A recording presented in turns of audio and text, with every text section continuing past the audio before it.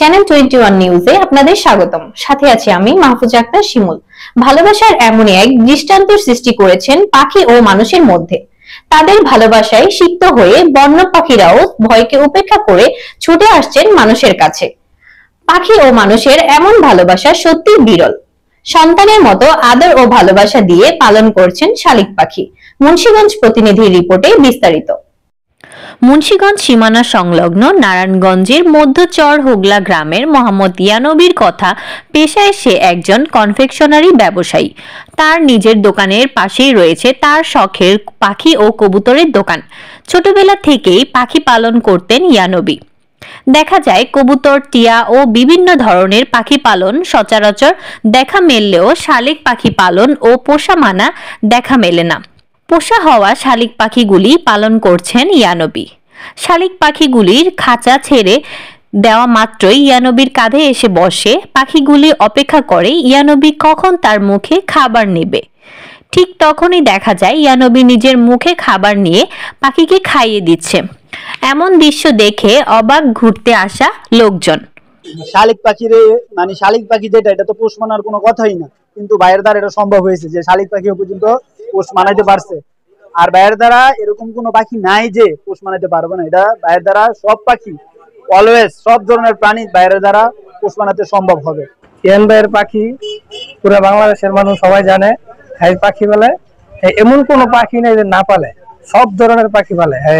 আপনার কবুতর পালে, এরপরে মাছরাঙ্গা পালে, এরপর ডাক পালে, আপনার শালিক পাখি পালে। আপনার এমন কোন জিনিস নেই যে না পালে। আর বাড়িতেও অনেক আছে, চরকিসুরুজ এই গার্ডের মধ্যেও দোকান আছে, দোকানের মধ্যে সবকিছু আছে।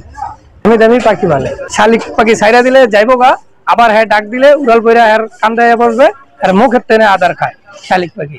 হ্যাঁ যে কোনো পাখি পালে ছাইরা দিব, আবার আসবো। ডাক পালে, আবার আপনার এই যে চিল পাখি পালে, বহুত ধরনের পাখি পালে।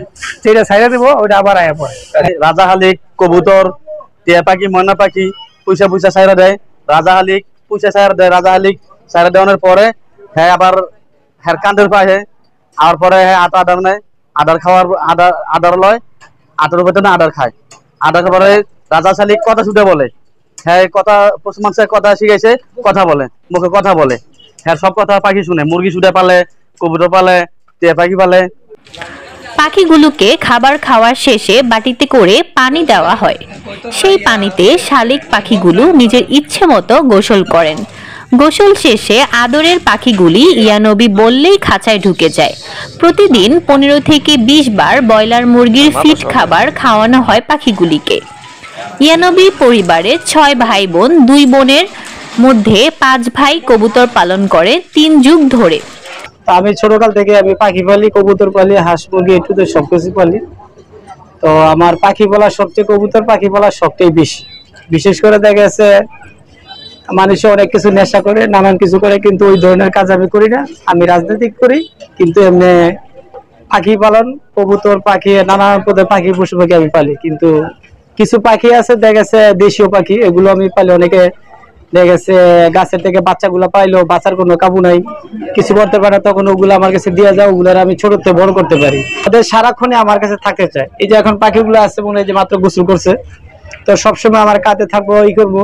কিন্তু আমি এখন বর্তমান এই সময় একটু সময় দিতে পারতেছি না পাখির প্রতি, কিন্তু খাবার ওদের সব সময় ঠিক মতো আমি দিয়ে যেতেছি। তো ছোটকাল থেকে আমি কবুতর পালি, পাখি পালি। তা পাখি পালার শখ, ভালোবাসা, এটা আমার মৃত্যুর আগ পর্যন্ত থেকে যাবো, আল্লাহ পাক যতদিন আমার বাঁচা রাখে। কিন্তু বাংলাদেশে যে দেশি পাখি আছে এগুলা কিছু আমার কাছে আছে, তো আইনে তো দেখা গেছে এগুলা ঠিক না।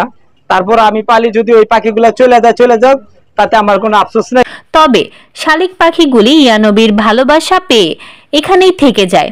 খাঁচা ছেড়ে গেলেও কোথাও যায় না। পাখি আর মানুষের ভালোবাসা এমনটাই হওয়া উচিত মনে করেন এলাকাবাসী। শালিক পাখিদের খাবার খাইয়ে ইয়ানবী একদিকে যেমন মহান কাজ করছেন, তেমনি পাখিদের প্রতি সহানুভূতিশীল হতে মানুষকে উদ্বুদ্ধ করেছেন বলে জানান এলাকাবাসী।